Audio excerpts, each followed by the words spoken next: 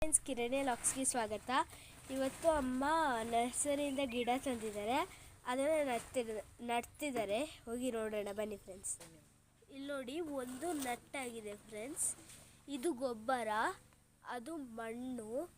ಅಲ್ಲಿ ನೋಡಿ, ನಮ್ಮದು ಇಷ್ಟು ಕಲೆಕ್ಷನ್ ಇದೆ.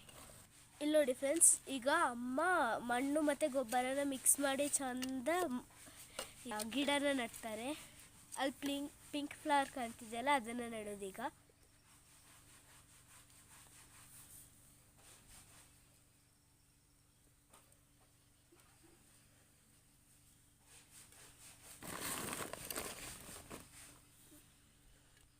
ಇಲ್ಲಿ ನೋಡಿ ಫ್ರೆಂಡ್ಸ್, ಮೇಲಿಂದ ಮಣ್ಣು ಮತ್ತು ಗೊಬ್ಬರನ ಹಾಕಿ ಗಿಡ ನೆಡ್ತಾರೆ, ಎಲ್ಲ ಗಿಡಗಳನ್ನ.